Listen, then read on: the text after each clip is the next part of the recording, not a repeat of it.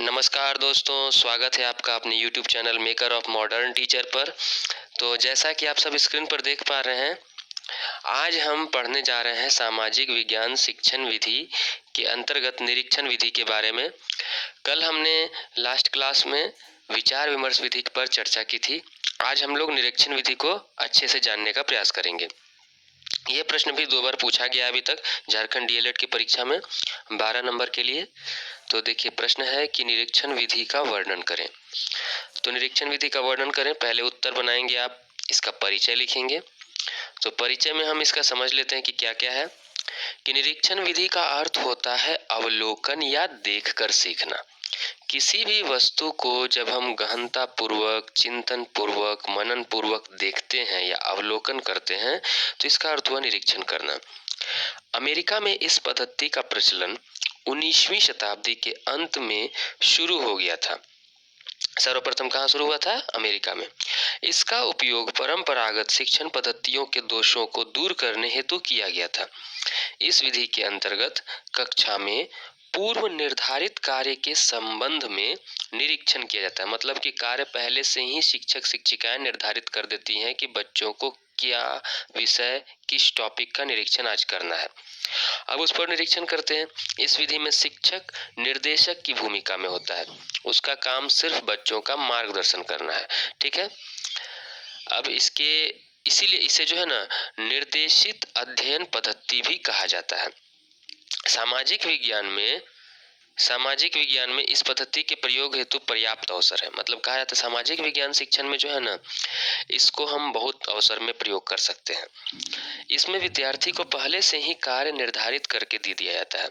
शिक्षक उस कार्य की रूपरेखा की विवेचना कर देता है। फिर समस्त बालक पृथक पृथक रूप से अपने कार्य को करते हैं तथा शिक्षक उनके कार्य का निरीक्षण एवं निर्देशन करता है। ये हमने देखा इसका परिचय। हम इसका थोड़ा अर्थ समझ लेते हैं। यह विधि देखकर सीखना सिद्धांत पर आधारित है।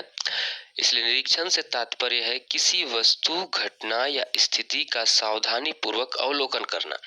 अतः इस विधि में बालक किसी भी वस्तु, स्थान या स्थिति को देखकर ही उसके बारे में ज्ञान प्राप्त करता है। तो यह हो गया साधारण रूप में इसका अर्थ। हम आगे देखते हैं कि निरीक्षण पद्धति के प्रयोग के लिए प्रोफेसर बाइनिंग ने कुछ योजनाएं पेश की हैं जो इस प्रकार हैं। देखिए, अमेरिका में प्रोफेसर बाइनिंग ने निरीक्षण पद्धति को जब लागू किया तो उसके बाद इसको मतलब कि पूरी तरह से अच्छे प्रकार से पेश करने के लिए, लागू करने के लिए, इसका ज़्यादा से ज़्यादा उपयोग हो सके, इसका ज़्यादा से ज़्यादा महत्व और फायदा उठाया जा सके, इसके लिए उन्होंने कुछ योजनाएं प्रस्तुत की। पहला है सम्मेलन योजना। यह योजना कक्षा के पिछड़े हुए बालकों की शिक्षा हेतु बहुत उपयोगी है।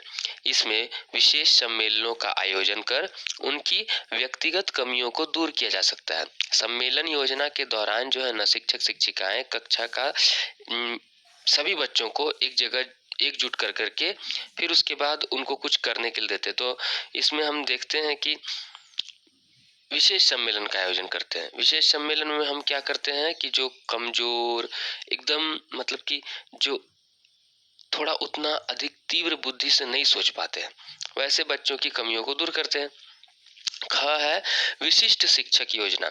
इसमें बच्चों को विशिष्ट शिक्षक अथवा अतिरिक्त शिक्षक नियुक्त करके सहायता प्रदान की जाती है। कभी कभी देखेंगे कि कक्षा के विद्यार्थी किसी एक विषय, किसी एक टॉपिक पर कुछ ज्यादा अटक रहा है, तो उसके लिए विद्यालय बाहर से शिक्षकों को प्रयुक्त करता है, खेल सिखाने के लिए या किसी विषय को सिखाने के लिए या किसी विधि को सिखाने के लिए।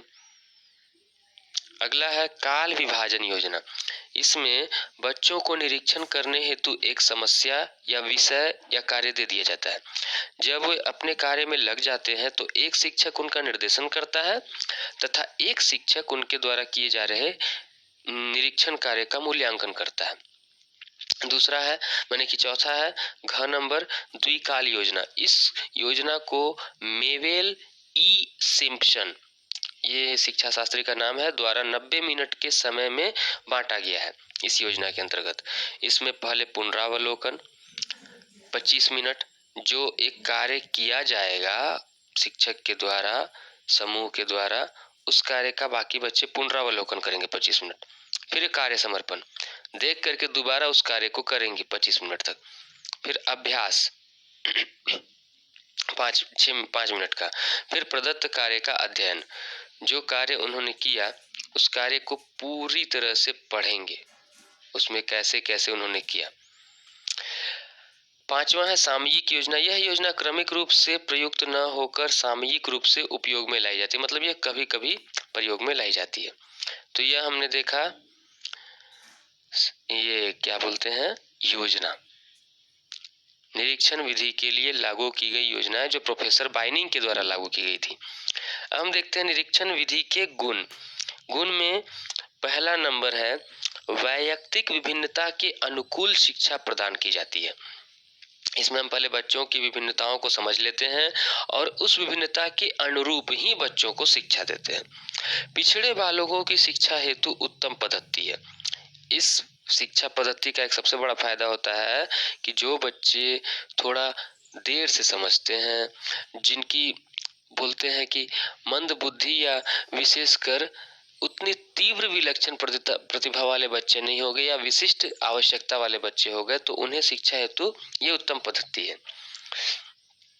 शिक्षक एवं छात्रों के मध्य सौहार्दपूर्ण संबंध स्थापित होते। देखिए, चूंकि जब संबंध में सहयोग में कार्य करने लगते हैं, समूह में कार्य करने लगते हैं, तो शिक्षक और उनके छात्रों के मध्य भी एक अच्छा और एक सौहार्दपूर्ण संबंध स्थापित होने लगता है।